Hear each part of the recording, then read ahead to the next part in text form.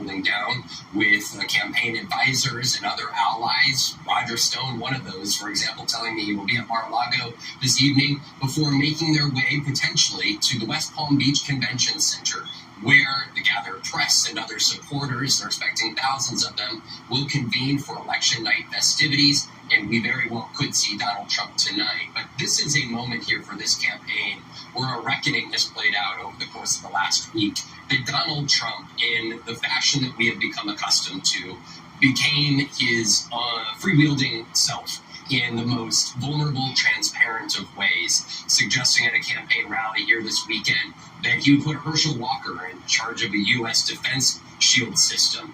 He has openly said that he would put Robert F. Kennedy Jr. in charge of healthcare policy in the United States, even overseeing vaccines. He has openly suggested, as he did last night, that he's 95% confident he's going to win this election, and he has said that he would win California if there were real vote counters. This year is a moment for this campaign where I was talking with a key Trump campaign battleground source who was telling me that 1 week ago there was much higher confidence about where they found themselves positioning-wise, especially with the first several weeks of early voting coming in. They said that they saw lower propensity voters that haven't even voted in the last two presidential elections, were turning out in a greater share than they had previously. Yet what they watched was their candidate come out uncensored, begin to make questionable decisions in terms of the rhetoric that he used, denigrating Kamala Harris's low IQ, calling Nancy Pelosi a crazy sick person, going on the attack against his former generals, Milley and Mattis and John Kelly. And the battleground source was telling me they were already in a deficit when it came to the ground operation that you guys were talking to, telling me specifically that this campaign, this go-around in the key battleground states, had half the resources that they did in 2020. So instead of knocking on every door in a neighborhood, they were having to choose one or two doors to knock on, and they were at a disadvantage. And if they were to win tonight, it would be because of the MAGA grassroots support that Donald Trump has built over the last 9 years. But that is putting a lot on Donald Trump and the movement and the supporters, especially those that didn't even show up in 2016 or 2020, guys. All right, NBC's Vaughn Hilliard with Donald Trump in West Palm Beach, Florida. Vaughn, thanks so much. You know, it's important to remember in 2020, the turnout operation that they put together over 4 years while Donald Trump was president, and Brad Parscales went out and found about 9 million voters that had not voted in previous elections. That actually made the race much closer. They just don't have that this year. Again, knocking on one door in a neighborhood instead of the Harris people who are knocking repeatedly day after day after day after day. And again, maybe there will be some magic, MAGA magic that rises from the pumpkin patch post Halloween, and maybe it puts him over the top. I mean, again, you look at the polls all say this is an extraordinarily close race. But all I can tell you is what I've heard my entire life, what Claire's heard her entire life in campaigning, what the Trump campaign has told me themselves, and that is when the race is tied, turnout operations are worth half a point to a full point. And if that is the case, and these races are actually this close, which again, let's remember, the polls were really wrong in 22. They were really wrong in 20. They were terribly wrong in 16. Again, I can't say it enough. Fox News and so many other people thought in 2012 that Barack Obama was going to be routed. If it is, the polls all say it's tied. If it's tied, then we're up late tonight. If instead there's a 2 or 3 point shift in either direction, which is what every pollster says, margin of error. Yeah. You know, that could mean a landslide for one side or the other. Yeah, and John, for the Harris campaign, it's a ground game that has been built for months and months and months. First for Joe Biden, and the interesting thing, as you touched on earlier, was the overconfidence of the Trump campaign, perhaps leading to their lack of ground game. When they were running against Joe Biden, they were talking about winning New Jersey and Virginia, and how high can we run up the score? All of a sudden, Joe Biden steps aside, Vice President Harris steps in, enthusiasm goes up among Democrats. The Trump campaign says, we thought we were going to win in a runaway. Now we've got to fight. Yeah, they went into the Republican National Convention in July in Milwaukee, coming off of the first assassination attempt, believing that they were going to win in a rout.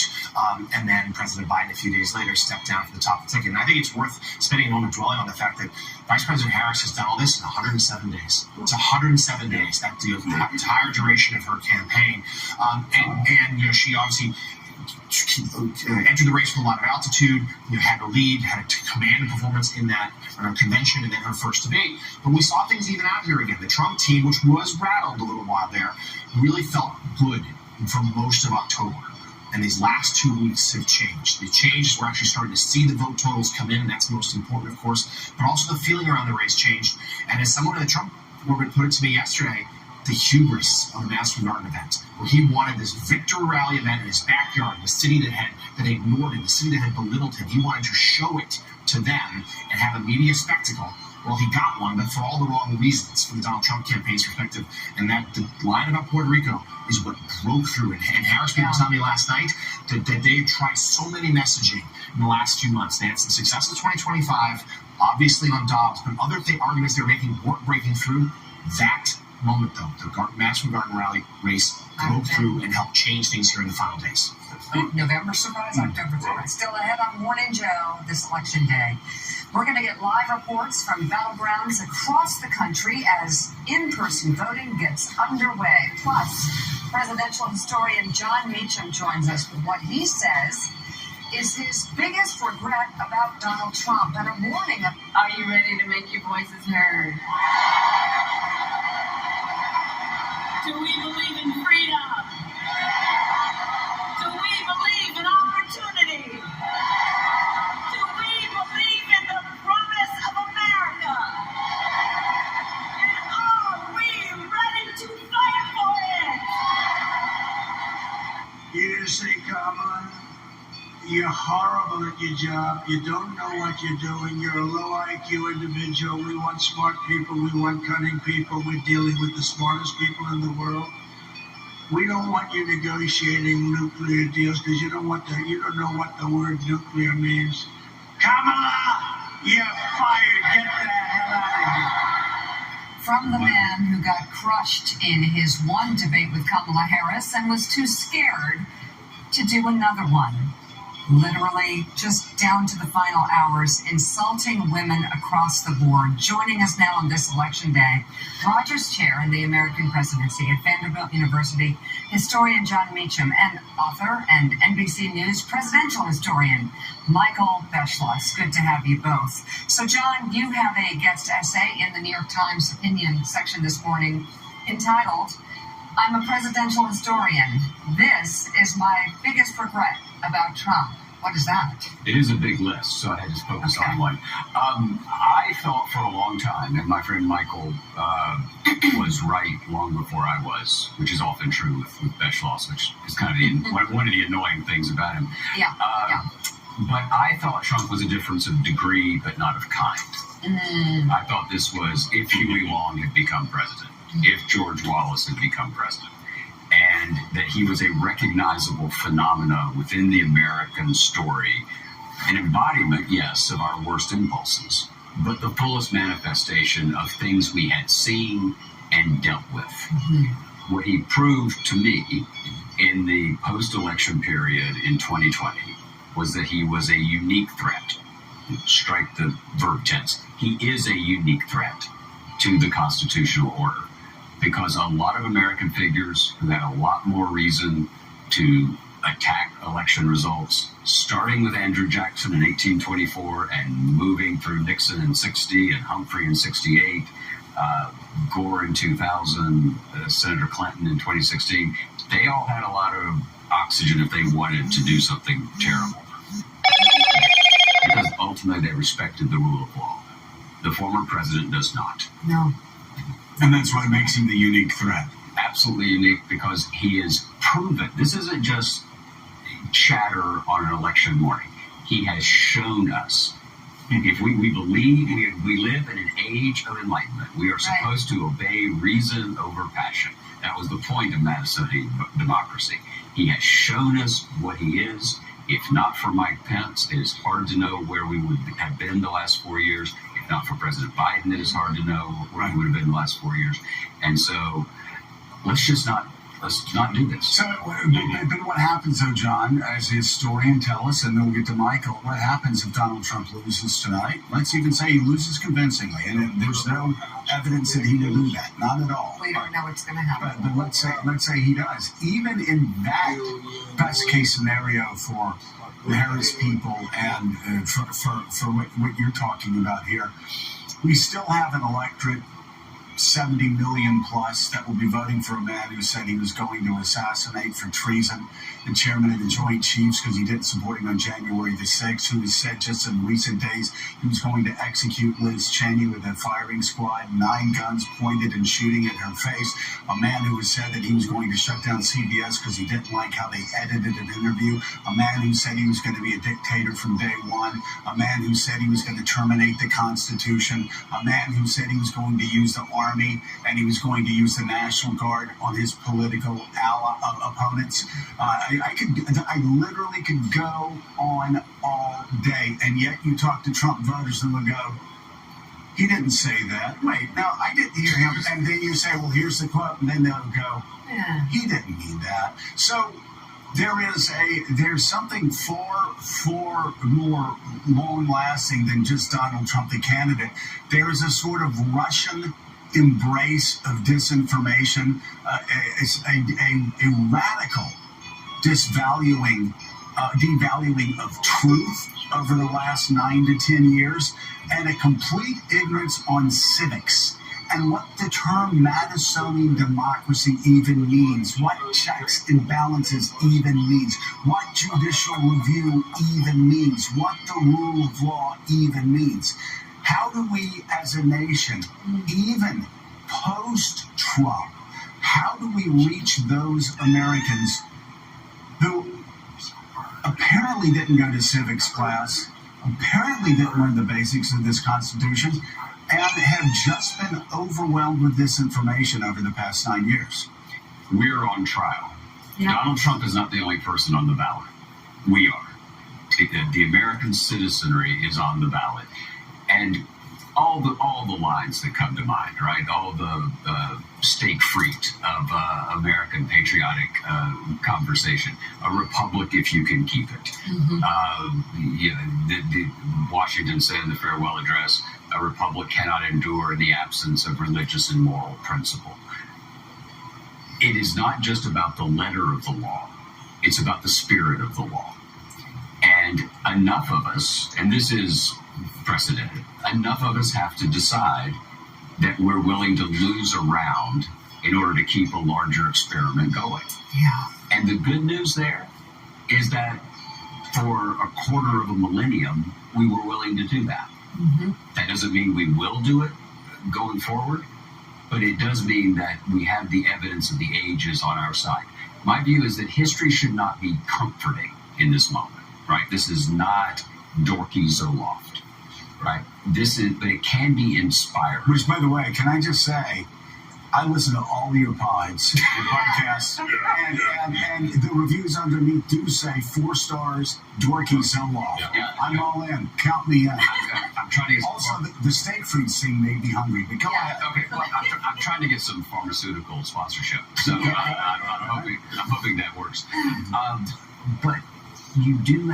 It can be inspiring, right? So 55 years ago, a man from South Carolina will appreciate this. A man from Alabama, Georgia will appreciate this.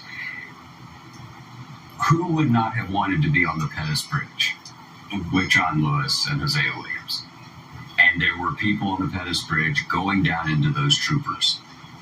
If everybody who now says they would have been on the top of the bridge would have been, guess what? They wouldn't have had to be on the top of the bridge. And so we have seen this country change. We can see it, we can change it again, and that's an inspiring thing. It should not be comforting, because this is really, really hard. We have only been a multiracial democracy since 1965. Right. Remember, when everybody goes in to vote today, for those who go in to vote, think about that. That not the first time somebody went in and voted in a multiracial democracy was 1968. This is a young, fragile experiment, and we should treat it that way. We certainly should. And really, We need the national spirit of John Meacham. I mean, when people are confused or walking around as if there's sort of an ambient days around Americans. Quiet at me. Do we get the fly cynical down there? I should have stayed in bed. Oh, that was very aggressive. Evergreen State. So Michael Beschloss, Let's see if he's going for a pharmaceutical. They're like, let's give him a chance. Here's a moment. right? There you go. Michael, you and John and other great historians often talk about hinge days in history, hinge moments in history, and we could go through them all over the last 250 years in this country. This does feel in many ways like a hinge day, which is to say we're going down one of two very different paths by perhaps tomorrow morning. Yes, and that's what, if historians in the future are allowed to write books, and by the way, that question is open this morning, and if people were allowed to go on television and say what they think in the future, which again, that question is open this morning, in the future, historians are going to look back on this day and say, this is the day that America made a choice between freedom and democracy on one side and authoritarianism and dictatorship on the other. Michael, can I restate something for you? It's not that historians won't be able to write those books. It may be that the billionaires and the corporations that own the publishing houses will refuse to print those books. We have seen that with the LA Times. We have seen that with the Washington Post. I will not get into details. We have even seen that with other countries, liberal democracies who so fear Donald Trump that they are already preparing for the worst. We see billionaires on Wall Street who 6 months ago expressed contempt for Donald Trump. People that walked away from him after January the 6th, saying that he was bad for American democracy, who are now preemptively kowtowing to someone they fear will be an authoritarian leader. So this is not high drama. This is the reality we live in. Who would have ever believed 3 weeks ago that the Washington Post, who rewrote the rules of journalistic history with Woodward and Bernstein,